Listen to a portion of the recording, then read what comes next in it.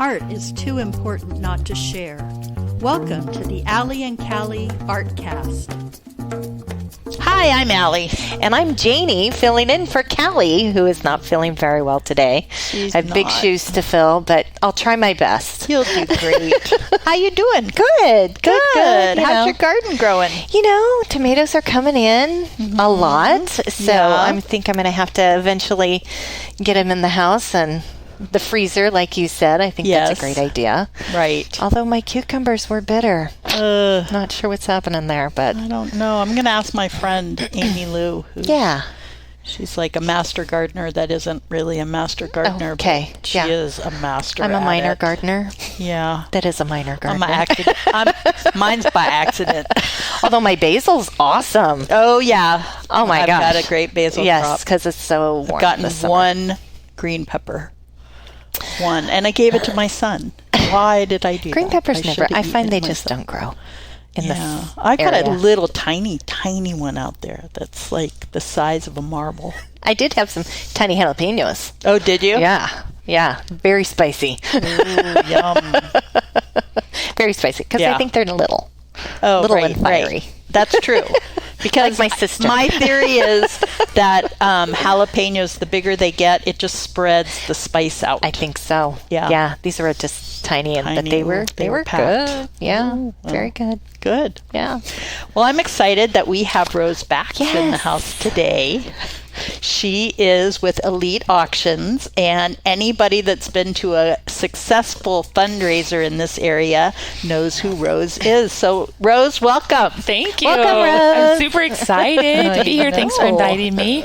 I've been told if you take a cucumber and you put two of them together and you smash them together, there's something about the like chemical that comes from the like almost like a bruise on an apple that it will actually help diminish the bitter in your cucumbers. Oh, really? So I don't know. I mean, maybe it could be a good way to get out some frustration too. Grab right. I'm going to try that. I have a whole bag of cucumbers in my refrigerator. Let me know if I led you astray. I am a minor gardener as well. Well, we can try. Well, I'm excited to talk about your auction business and you as a very successful auctioneer and the art of auctioneering. Oh, thank you. How did you get started in this? Well, I'd love to actually tell this story because my husband, who many of you probably also know, Matt, he is a second generation auctioneer. He sold his first auction when he was only 14 years old. And so he has been in the business basically his entire adult life for sure. Mm-hmm. And when I first started dating him, I met him, we actually met Cruising Sherman. I know nobody does that anymore, but that's how we met. Right? That's Cruising awesome. Sherman, yes. In the Zips parking lot, absolutely. Yes. Yeah, so we met Cruising Sherman, and it turns out that he was part of a family-owned auction company.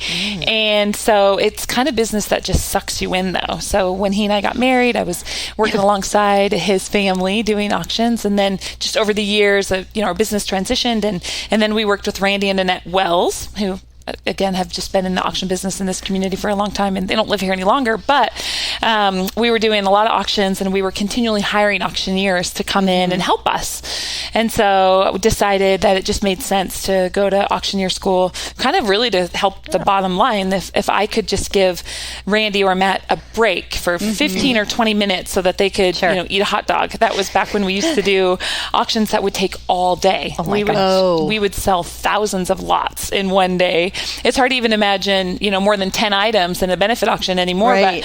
But used to, and when I got started in the auction industry, we were doing estate sales and business liquidations and all of those types of things. And so we used to fill the fairgrounds or the Greyhound Park and Event Center. We would pack that thing completely full, and then we would run 2 auction rings all day long with auctioneers on stages and podiums and ladders, and we would just sell one item after the next, after the next, after the next, after the next, all day long. We would literally sell for 6, 7, 8 hours a day. Wow. And so what we needed was somebody that could just give them a break for a few minutes, long enough to go get a hot dog. Right. And so that's actually how I got started. I never had a strong desire to be an auctioneer. we just had a successful business, and it was a need that needed to be filled. And Randy actually had purchased the tuition basically to auction school. I went to Reppert School of Auctioneering in Auburn, Indiana. Oh, wow. And he had purchased the tuition initially with the idea that Annette would go to auction school. Oh. And she was like, no. Nope. Not just no, but no.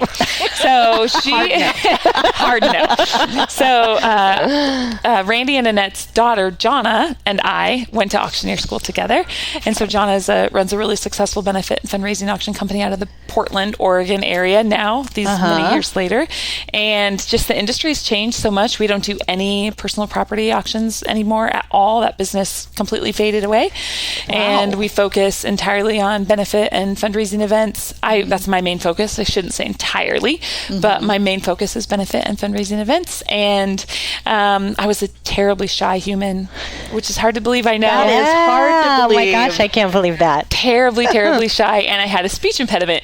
And so I know, speech impediment, terribly shy, and this auction business is really what pulled me out of that kind of recess of being hidden in the back. And I really enjoyed the liquidation aspect of it. It was a super cool business to be in. And a lot of what we did was estate auctions. And so somebody, a family member might pass away, and we felt like we kind of had this honor of liquidating an estate. Right. So, if your mom passes away and you have all of her prized possessions and real estate and all of those things, and then we were the ones that were given the opportunity to liquidate assets on behalf of a family, that was an honor to us, and we tried to do it with great integrity and intention. But the industry just changed, and we never loved the transition of where the industry went, and the benefit auctions just really drew us in. So that's where we focus now. And then we also sell classic cars. So that I knew. Yes, That's fun. classic cars as well. Yeah, that's really cool. Yeah. Were you down at the Coeur d'Alene selling the cars at Coeur d'Alene this year? Yes. You were. Wow, you were. That's So awesome. my husband, Matt, and I actually this year, we just purchased silver collector car auctions from Mitch Silver. So this was our first year leading the charge at the silver auctions as the owners. We have worked alongside Mitch for well over 15 years, and he's been a great mentor and a wonderful business owner, and it's been a really great spot for us to jump in there. But so silver collector car auctions in Coeur d'Alene, it's actually now Matt and mine. We own that business now. That's really congratulations. cool. Thank you. Yeah, so that just happened in June. We're super excited. So you have That's great. silver, and then you have elite auctions. Awesome. Yeah. Wow. Yeah. So when you went to school, just give me a typical day of walking Yeah, in. exactly. I'm trying to envision auction school. Yeah. Well, auction school, it's a trade, and so it's treated very much as so in the schooling aspect of it. So it was very short, 15 days of school. And we went from 8 a.m. till 8 p.m. for 15 solid days. And in the midst of that, it was everything. I mean, the amount of hours that we spent in there really is a kind of about the equivalent of a semester at a college. And so because it was intense, those 12-hour days. And then at the conclusion of each day, so the first week at the conclusion of, I'm trying to remember, it's been a while, but we actually went and did auctions. So they had different auction facilities lined up for us. So we went and we did an estate auction, and then we went to a wholesale auto auction, and then we went to a benefit auction. And so we were in the classroom all day long, and then we went outside of the classroom into actual work environments, which, funny thing about the auction industry is that most of the people that are in the business are at least second, if not third or fourth generation. It's a very family-oriented business and industry. And so a lot of us were not learning things we hadn't necessarily seen before, but it was the deep dive that we maybe had not done before. Into, basic business practices and those types of things, and a lot of work on our actual bid calling. But the truth about the bid calling, the banter part that we use is that everybody develops their own, and it takes years of work in it to figure out where you're going to land. But it was lots of number drills and tongue twisters. Oh my gosh. Yeah. I love listening to that. I think you should give us an example. Yeah. Okay. Well, this is what I love to do. I'll give you kind of a taste of what it was. Oh, okay. Cool. So we basically start with the number drills, which are super simple. Anyone could do them. I always laugh. I really do think anyone could do the auctioneering part. And so the number drills are super simple: 5, 10, 15, 20. See, it's simple. 5, 10, 15, 20, 25, 30, 35, 40, 45, 50, right? It's pretty easy. And then the tongue twisters were the kind of fun, and everybody has their own. My favorite one is Betty Botter, and most people actually have maybe even heard it. Betty Botter bought some butter, but she said, "This butter's bitter. If I put it in my batter, it will make my batter bitter." So she bought a bit of better butter, put it in her bitter batter, meter bitter, bitter. So it's better Betty Botter, but a bit of better butter. Wow! And so that's my favorite. That was my awesome. favorite. Oh, I love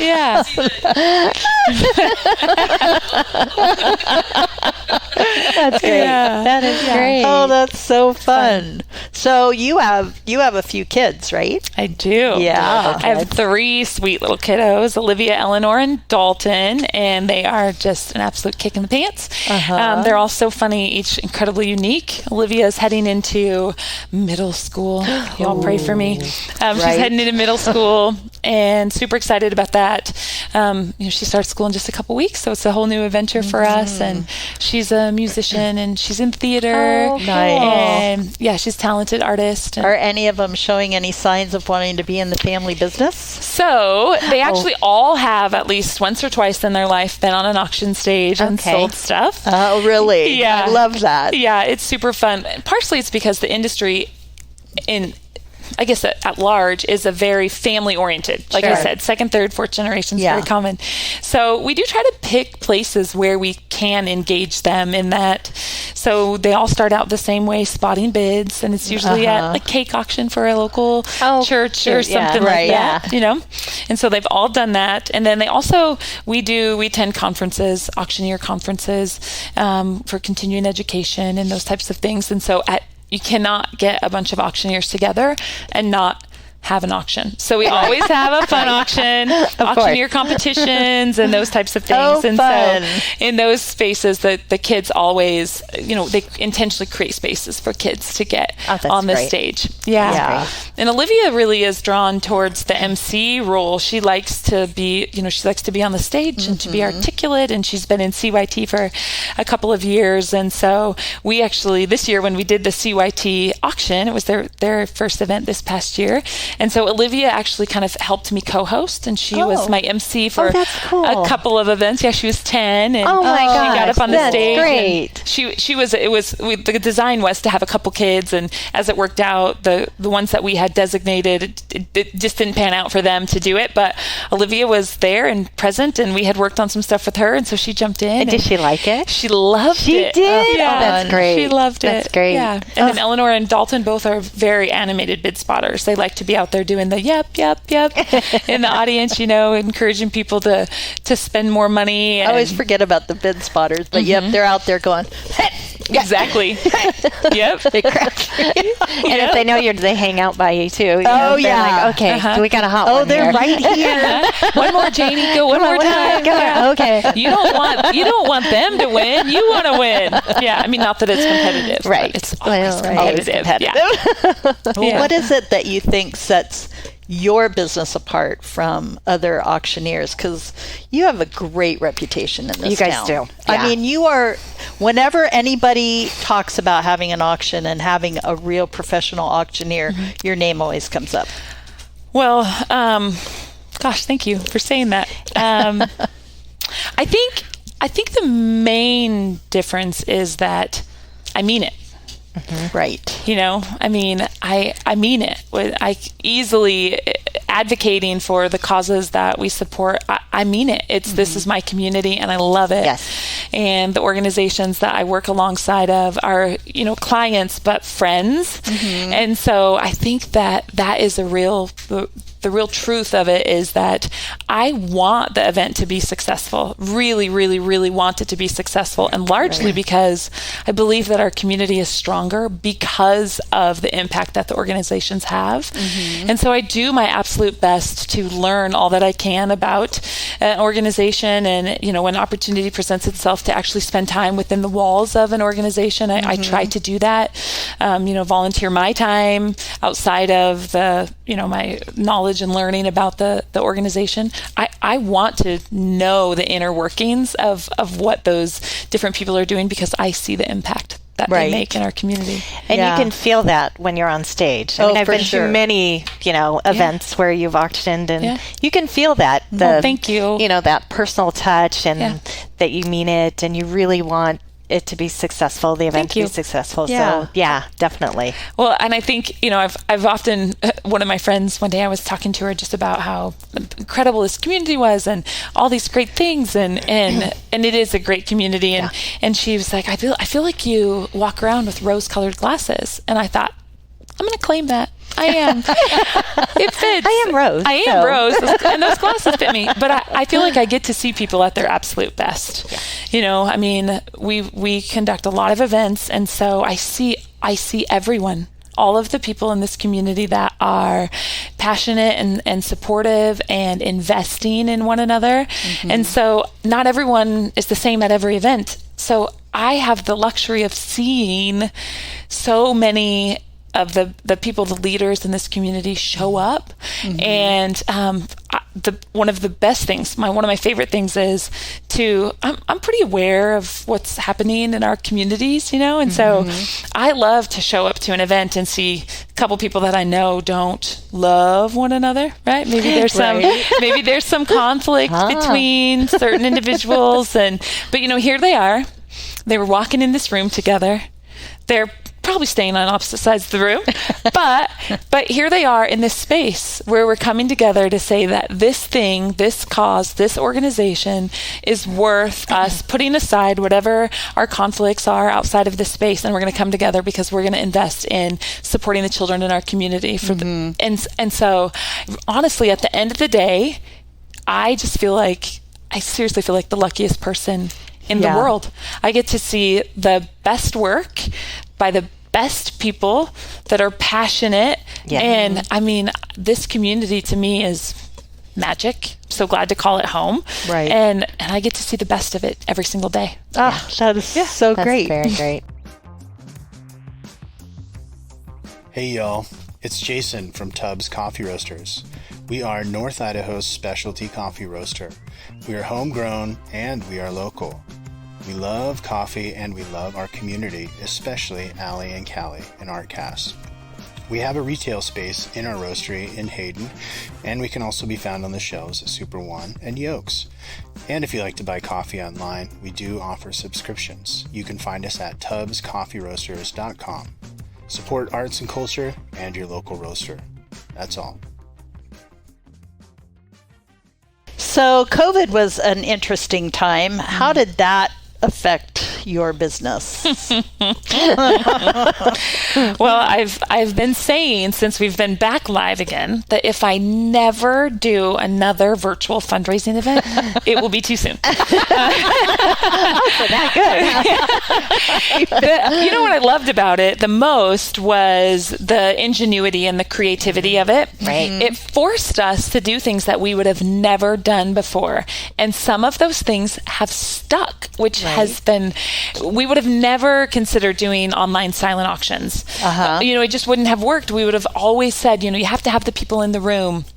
It changed a lot about the timeline of an event. So now we were already kind of transitioning to, even if we were silent auction items were in the room, we were still kind of making the move toward bidding on our devices, but that forced us into that. And so some people have gone back to paper bidding and that type of thing, but a lot of people have really stuck with that online bidding for the silent auction. And the beautiful thing about that is that the reach is greater.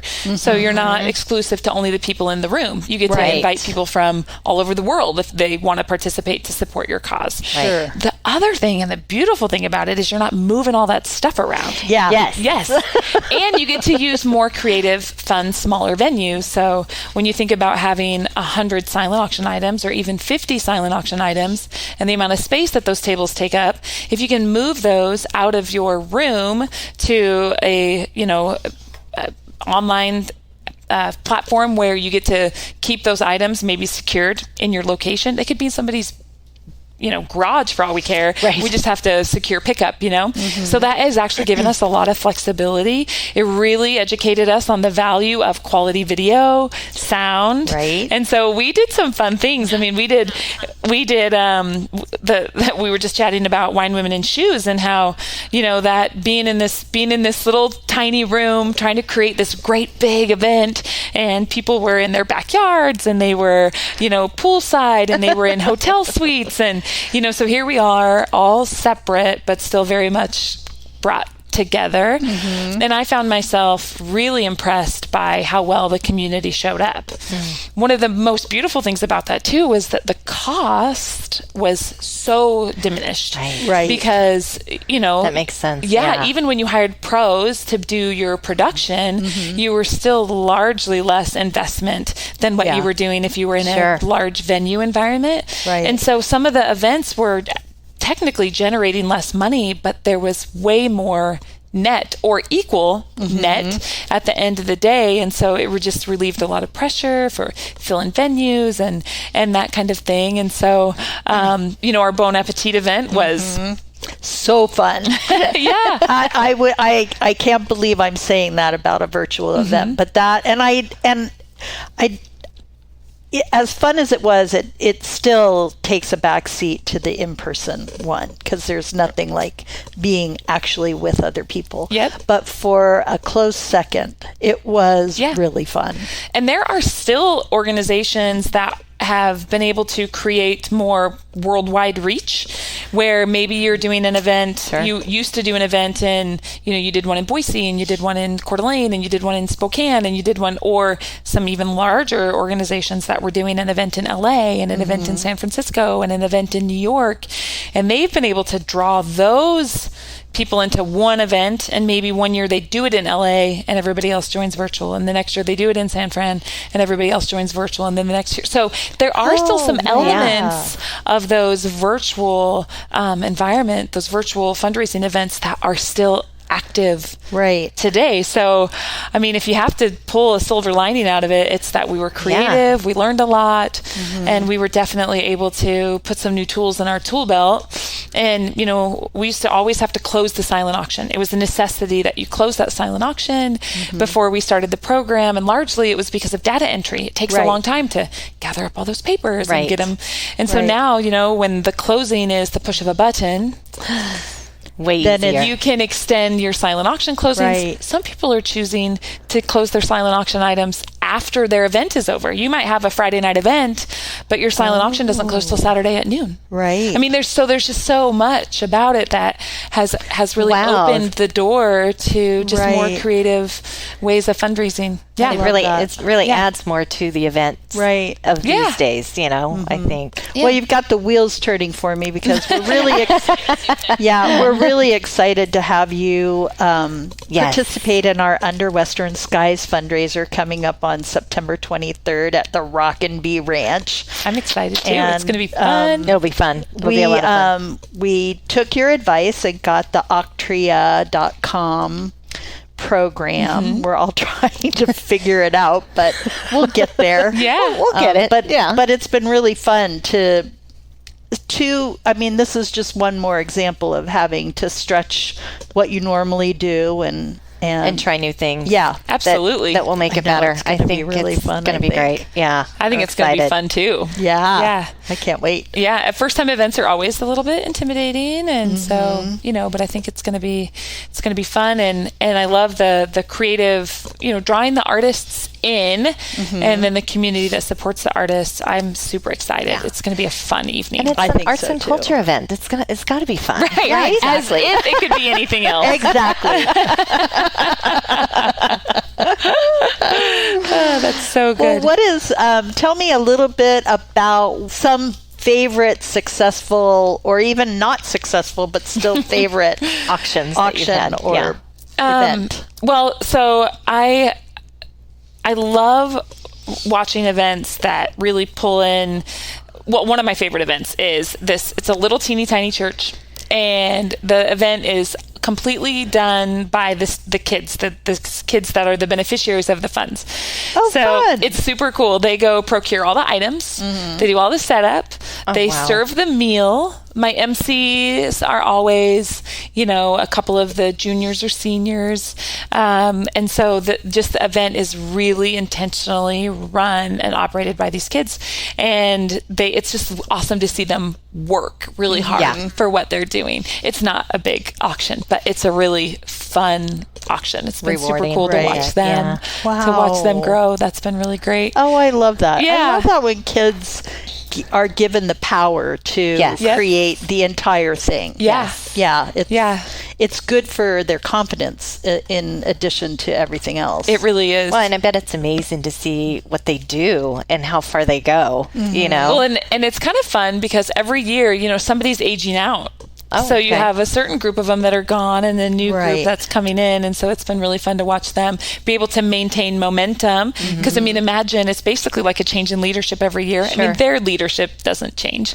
But the kids, those leaders in the group of the youth, that changes. And so it's been cool to watch them be able to maintain that level. And keep people going and keep people committed and keep on coming back year after year. And then, honestly, we have wonderful events in this community. I was fortunate for years to travel all across the country and do benefit and fundraising events from coast to coast. And then when my babies came, then I came home, and it's been a blessing to be here. But there's something about coming into an event like, let's use like a Boys and Girls Club event, for instance. It's the Coeur d'Alene Resort is packed out wall to wall. And, it's just, it's like this great coming together. And you could say that about all of them. Like some of the best stories are hospice this past year.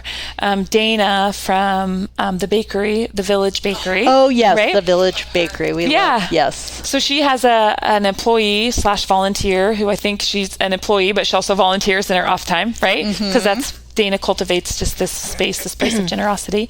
So we had a puppy at the auction, and so Dana bought the puppy, and then she gave it to her volunteer / employee, who was sweet. So you see that Dana was there supporting the event, but then she was also supporting her, her employee and her volunteer, and those types of stories happen all the time. Yes. Wow.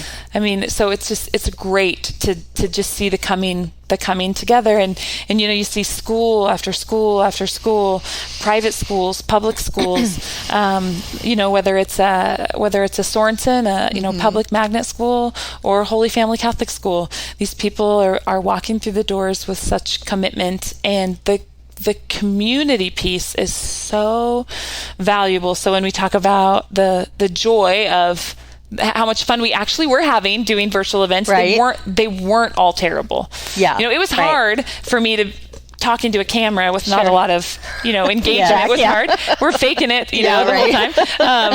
But we knew that you were having fun, so we could feel it.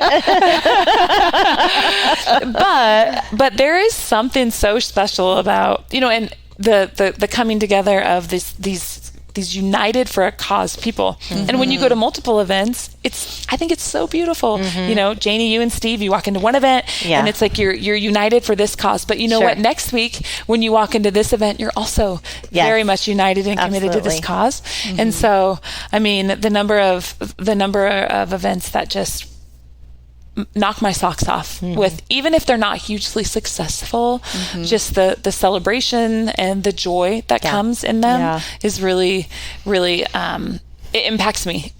There are nights I can't sleep because I just run through everything because I'm reliving it with this expectation and this kind of it's like adrenaline running in your bones. There are also nights I can't sleep because I'm reliving every minute going, oh my gosh, how did that? Oh my gosh, how do we fix that for next year? Because they're not all perfect, right? Right. Some of them are not perfect, but more often than not, this community is incredibly generous. Yeah, it is incredibly. I've always said that. It's amazing. It's a great place to live. Yeah, It is. It is. So where do you think you guys are headed? Do you have any ideas of something new coming up, or? Well, Matthew and I would call ourselves serial entrepreneurs. I've done so many. I love that. We owned a drive-through latte stand for a while. We had a little antique store on Sherman for a little while. We had a furniture store briefly. We had a little secondhand store for a while. I mean, we just serial entrepreneurs is definitely who we are. Our kids have jumped on board, and they have their own little business that they manage, and it's fun. I love that. Oh my gosh, that's awesome. So exhausting. what kind of? Do you want to talk about what kind of business that is? Sure. They have it's called 3 Peas in a Pod. Oh, and they that's have cute. a little card making business. Oh my And they make gosh. greeting cards. That's super cute. Oh, how fun! I love that. Which they love. CASA, CASA is so special, and the impact that they have in our community is it's a sad necessity, but they do such incredible work. And so CASA has been a customer of my kiddos of 3 Peas in a Pod, and they proudly call themselves the official card maker of CASA, and they make the birthday cards that CASA sends out to all of their advocates. So it's very sweet. Awesome. Yeah, That's really great. I sweet. love that. Yeah, but honestly, I think this season in our life is really solely focused on just continuing to do the work we do, about 80 benefit and fundraising events a year. Oh, between wow. Matt and myself. And we're excited. We actually have we've had the opportunity in the last year to put a couple other auctioneers on stage in our stead, which is kind of fun. And we're super fortunate because we have a couple young, great, talented auctioneers. And then I have had to corral Randy into helping me out a couple times, bringing him back over. He moved to the Washington area, but we bring him back to go to work when we can. So when perfect. when it's necessity, he comes and helps us out. But really our focus is on the silver auctions, just silver auction CDA and making that, building that. And, Mitch had already created such a great business. And so we're excited for what the future of what that looks like for us. Yeah, for sure. Oh, that'll be fun. Yeah. Yeah. Well, selling cars, I mean, really just... honestly, this year is the first year I've ever walked around Coeur d'Alene. The only reason I did it was because the chamber wrote me into being a judge, and I actually had a blast because I thought, cars schmars, and I actually had a really good time. Well, cars, and I think people that love their cars are a unique group of people. So the car shows are fun because the folks that bring those cars down, they want to talk to you about them. Right. They brought them for a purpose. Right. And so it's a whole different just kind of different group of people, and it's some of the people that you knew already but you didn't know. You're like, I didn't know you were a musclehead. I didn't know how much you loved your Porsche. You guys have exactly. Auctions. Yeah. My husband's car guy. Well, you guys know. Yeah. Right. Yeah. He'd be excited. Yeah. So it's fun. We actually love the people. It's one of our favorite things about the classic car environment is the people. We are always one of the first people to say that car guys are good guys. We like car guys. We are just, and just good group of people, and generous, and it's fun. It's really fun to be out here under this big tent, and the setting is that's awesome. Oh yeah, incredible. Perfect. Oh my gosh, right by the lake. Oh my gosh. Yeah, right. Yeah, I know. We all take it for granted. Yeah, we love it. We absolutely love it. So that's our thing. We just want to continue to do the best job that we can for the clients that we work with already. And, quite honestly, we don't have a lot of space in our calendar for for new events. Right. And so we're just really honing in and just investing, loving our community. And Well, we sure are grateful that you fit us in. I'm so thrilled. I'm really excited about it. I know, it's going to be really fun. Once again, she's going to be there for our Under Western Skies fundraiser, helping us raise money for the Arts and Culture Alliance at the Rock and Bee Ranch on Saturday, September 23rd. And if somebody wanted to get in touch with you and talk to you about auctioneering or maybe the potential of having you come and work with them, how would they get a hold of you? Just eliteauctioninc.com. Yeah. eliteauctioninc.com. Yep. And then all your contact information It is on there. Yeah. Very good. Yeah. We're on Facebook and Instagram as well. So, Perfect. Yeah. You have some fun elements at your event that, there's going to be live music and we have some artists. Yes, we have several. We have a lot of artists, actually. We will have artists actually creating there, as well as artists who will be selling their work in a sale format, as well as the silent and live auction. So, plus we're gonna try some other fun little Western. Get your cowboy boots on and come have some tri-tip dinner and I think we're even going to have a contest for women particularly who dress up like Beth from Yellowstone. From Yellowstone. So we'll have a Beth contest, maybe a rip contest too. we'll have a Beth contest. We're Beth talking and rip about contest. doing I a like Beth and rip contest. Yeah. I like it. It's a fun So way it should be a lot of fun. I think it's going to be great. Yeah, I think excited. so too. And we're really excited that Northwest Specialty Hospital came in as our top sponsor, and Architects West came in as a sponsor, and Inlander is a media sponsor for us. So good. Yeah. So it's going to be a fun night. Those fun elements are going to just keep the night rolling too. There will not be a boring moment. I mean, engage if you want to, or if you don't want to, you don't have to. Right. But we'll have some other surprises, throughout the night. Yeah, and for more information about that, just go to artsandculturecda.org/Western Skies. You can get your tickets right there, but you can find out more about it. Come have some fun. Come and have, if nothing else, just come for the dinner. Absolutely. Scraps Barbecue dinner. Yes, tri-tip. It's going to be fun. The beans are the best. I just love that. Yeah.